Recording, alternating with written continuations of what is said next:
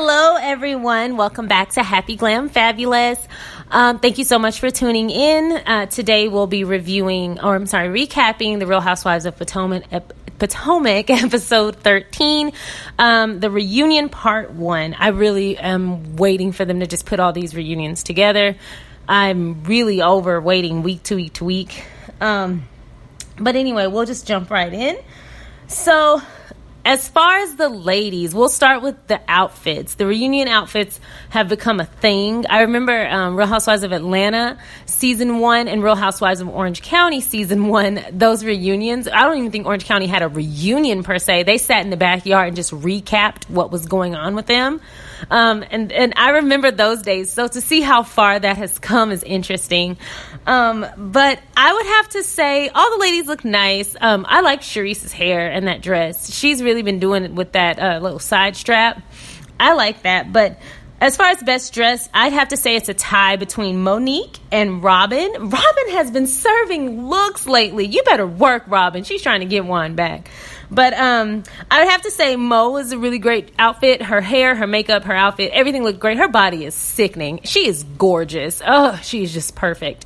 Looks. But I'd have to say I've seen her look a lot before, particularly J-Lo last year at the Emmys, I believe. It was either last year or 2015 that either was the same dress or a very similar dress. But that look has been done a lot. So I'd have to give it up to Robin. Robin had a very nice look. I love the high-low hem, and I like how she was positioned on the seat. I like her hair, that earring that was just perfectly popped out. Perfect, Robin. And then she knows how to play up those gorgeous eyes with her makeup. She looked fantastic, and if I'm not mistaken, she looks a little bit more fit at the reunion. So I'm assuming by some of the comments made, this reunion is taped almost a year after filming wraps. I didn't know that. I thought it was maybe like 3 to 4 months, but I guess that doesn't give them enough time to watch it all back. But yeah, so she's had some time to get fit, a little bit more fit. She was never out of shape completely, but she looks better and she looks healthier. And I wouldn't say happier, but she's kind of glowing. Giselle, I kind of want her to come out of the mermaid hair a little bit. I want to see something different. She's so pretty, and I want to see a little bit more versatility from her. Karen looked nice. Her hair looked good. She ditched that 99-cent store wig, and I like what she's doing. She looked good. She didn't look like she was trying to be young. She looked perfect. I would say, though, that dress looked crochet. It didn't really look good. I didn't really like the dress, but she looked good. She looked really nice. I think I'm missing somebody. Ashley looked nice. Ashley always looks cute. I don't want her to straighten her hair for the reunions. That seems to be her thing. I want her to keep it curly. I want to see some curly styles. I want to see a good twist out on her. Maybe a nice bantu knot. Let me see something a little bit more versatile, Ashley. You look good. And I love your hair. You have that perfect hair, so I want to see what you do with it. So we start off with Karen. They start immediately on the hair thing, and the grand dame thing. I'm sorry, the house thing, and then the grand dame thing. So Karen, I've noticed, deflects a lot, and Andy was really trying to keep her on track. Andy was not playing games this episode, and I like Andy like this. Don't let him off the hook. After Phaedra Gate, I think that he's just over shenanigans, but Karen seems to deflect a lot. She makes up a lot of mumbo jumbo, I'll say. Like, she fills the room with words, but she says nothing. So she was deflecting a lot about the house. Somehow her keeping her house a secret had something to do with her parents being sick and then them hating Maryland, but then they love Virginia. Her dad's a farmer. She's caught some rodents. I don't know what Karen was talking about, but she deflected a lot. She left everyone confused. Even Robin and Giselle, for a second, looked over at each other and were like, what the hell is she talking about? And I think we all had that. I was trying to understand Karen, and I have mixed feelings about Karen here and there, but overall, she's one of my favorites on any of the franchises. So it was really fun to watch her this season, but I really wish she would have just said, look, I didn't think you bitches needed to know. There's that. She kind of said in so many words, but hey, you're on a show. Tell us what's going on. They talk about the Grand Dame and who bestowed that title on her. Giselle owned up to it and said, yeah, I told her that was her name. I'm the one who crowned her that. And then, which explains a lot, season 1, when Karen was saying how someone would be her predecessor. Her successor when she moves on from being the grand dame. I wasn't aware. Is that like the head of the HOA? Is that what's going on? Is the grand dame the head of the HOA? Because I don't understand what the responsibilities are and how do you qualify and how it's royalty for Potomac. I don't get it. But it explains a lot. So she says Giselle gave her that name, and Giselle was like, yeah, I did, but Ashley's just not buying it. I don't think anyone else is buying it. Everyone was kind of like collective eye roll. We're over it.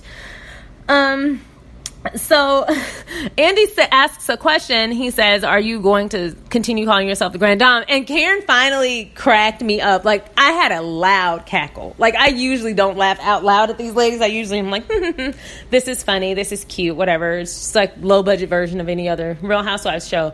But Karen actually came out and said, like, I'll keep calling myself that because it makes these women mad. Like, well, thanks, Karen. Thanks for being honest. That was so perfect for her. Like, I like her and her etiquette. I'm glad she kind of ditched that this season. Good for you, Karen. But I will say that had me laughing really hard. So then they go on into conversation, and we find out Giselle and Karen are having some bad blood between them. And Giselle, or reminded, I should say, and Giselle says, she was having an event and she expected Karen to show up because even Monique showed up and they've known each other 18 seconds. But she wanted Karen to be there, and Karen gave her an excuse that she was with her mother, and then comes to find out that she was getting some work done on her face in New York. I kind of feel like it would have been a little bit more noticeable if that had happened. But hey, I don't know. I've been thinking she just improved her makeup. So maybe she did have something done. The best plastic surgery is when no one knows exactly what you had done. That's the best plastic surgery. And when you can slip it in and you just suddenly look refreshed and younger, and people just assumed, oh, she started drinking water and sleeping well. And she may have had something done for real. Giselle seemed like she was telling the truth. Giselle actually seemed unwavered. She didn't seem like loudmouth trying to gossip. Giselle was like, no, that's what happened. I believe Giselle. No one else seemed to get it or believe it. I actually believe Giselle. But she says Tiff and Fifi are her titties, and her words. And she didn't want to. She wouldn't have held that as a secret. She would have told everyone. I kind of feel that way too. So I guess I'm on the fence because I do feel like she would have told. I do feel like she would have told about her breasts. I don't feel like she would have told about her face. So there's that. And then they finally confront her about calling her husband the Black Bill Gates. She gets extremely defensive about this, and she tries to deflect to some other names that the girls have called him broke and Uncle Ben Rice, whatever. He does look like Uncle Ben Rice. You know what? Actually, Phaedra called Peter Thomas Uncle Ben, and Papa Smurf, and he loved it. Just own it. Don't be mad about it. Just own it. Salt and pepper. He looks good. He's aging well. Whatever. Don't get so upset. I think Karen really depends on what these ladies think of her. They all do, but Karen really takes it to heart. She takes it very seriously. But they finally confront her about that, and she's basically saying it's because he gave 30 jobs or 300 jobs to people around town with a computer business, and he's a doctor, and this and that. Okay, Karen, that doesn't make him Black Bill Gates. He's himself. He's a great guy. Call him what he is. Hopefully someone else out there is calling themselves the young version of him, or the black version of him, or the white version of him, or the green version of him, and the orange, whatever. Like, he's at that age now where he's done a lot on his own. You make his accomplishments pale in comparison when you compare them to someone like Bill Gates. Bill Gates has done extremely well, and your husband has done extremely well, but they're not the same person. And when you do things like that, it's kind of like, someone could be great at what they do. We could say, we really love, we really love Tinashe. She's a great singer. She's cute, whatever. She's the next Beyonce. You immediately are like, hold your horses, man. She's great all on her own. But when you compare it to someone like Beyonce, you ruin the image. So why don't you just take a step back, leave Bill Gates out of it? He is not married to your ass. And just, push your husband up. Pump your husband up. Brag on him if you're going to brag on somebody. Basically, what you're doing is bragging on Bill Gates. He doesn't even know you. So I'm glad they finally confronted her about that. Hopefully, if they do come back for season 3, they stop with that nonsense. We move on over to Juan, the subject of Juan. Robin's face when they were playing this whole little compilation video was was cringeworthy. I was kind of sad for her, but I'm glad that she's seeing it back. I was really interested to know what she felt about that little recorded soundbite when he was talking to the producers about he didn't want to be with her. He wanted something else, something real, and that if he didn't have his kids, he wouldn't be with her anymore. I feel like we all knew that. I don't think Robin had accepted it. She still found a way to deflect. And Ashley she and Ashley go back and forth. I feel like Ashley was being a gossip. If Ashley was that concerned, Ashley would have said, Robin, this is what I heard, and I heard it from a friend of mine, and this is the person's name. You don't have to tell your source, but you could say this is the person's name they say that he's messing around with, and then she would have something tangible to go back. Not to get off subject, but this kind of reminds me of Jersey Shore when Jenny and Snooki left that note for Samantha, and they gave her no facts. They just told her gossip. And then when her boyfriend comes and asks, like, why are you mad? And she explains to him what she heard, she doesn't know who to believe because no one's saying, this is how I know this. I saw it with my eyes. No one's vouching for the information. Or on her side. So she felt completely attacked. She didn't know who to believe. And then when she confronts her boyfriend, he's like, okay, if they're not even going to tell you who's saying this, why are you believing a phantom? I agree with Robin in that aspect, but I will say this. When your boyfriend or husband is cheating, you know about it. You know. Deep down, you know if it's plausible or not. I feel like Robin knows, but I don't feel like Robin wants to discuss I'm accepting my ex-husband for cheating on me, because she doesn't feel like she's worthy of it, of knowing. I don't even feel like she feels worthy of him to be truthful, which is, it couldn't be further from the truth, but whatever. So Ashley's basically saying, I want Robin to be happy. Ashley should have gone about that a different way. But at the end of the day, she ruined her own credibility with Robin because she was telling everyone else first. And the way she said it, same thing as when they talked about their finances. She was giggling and kind of like, Ashley, I didn't like that. And I like Ashley, but I didn't like that.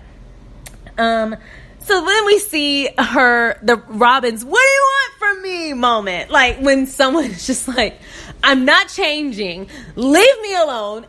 Everyone was firing at her with all cylinders. Everyone had a point, but I feel like Robin is not in a place to hear it, and she felt attacked and ambushed, which is not how you convey information, especially to a person like Robin. She felt attacked, which put her on the defense of Juan, which is the opposite of what you guys want. You have to come at a person on a peer level and an understanding and compassionate level if you want them to understand the information.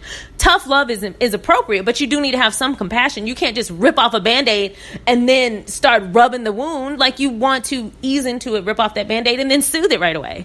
Help her understand you and understand that you're coming from a place of love. If she feels like you're coming from a place of gossip, she's not going to trust you because it feels like you're attacking her and you're enjoying it. So you're no better than Juan, except Juan is the devil she knows. So I would say, cut it out. Ashley, find another way. Or Ashley, mind your damn business. Girl, you and Michael have your own issues, which we'll get into next week. But she finally has her what do you want from me moment. Why do I need to be in a relationship? America, I'm fine. I've never seen a more broken soul than when she did that. I felt so bad for her. Like, immediately I realized how deep this actually was for her, and it's not just TV. She's really, really lost without him, in my opinion. And I felt immediately bad. I just felt bad for her. I don't even know how to explain it. It just felt like, damn, girl, like, you should do better. You should want to do better. But she had that little breakdown, and then they moved on from that to Monique. I skipped through Monique's rap. I'm just going to be honest. I think she's got skills. It's just, I don't know, something about it. I can't receive it. If I saw her on a different platform rapping, I would be happy to hear it. And she's young. She's cute. She clearly has flow. I'm just not in a place to receive it. But we hear her and Giselle's little back and forth has been displayed. And then we see Karen and Sharif side with this. They're both on her side, which was surprising. I at least expected Sharice to kind of be on, or maybe play a neutral role. But we see that she calls Robin and Giselle the Green-Eyed Bandits.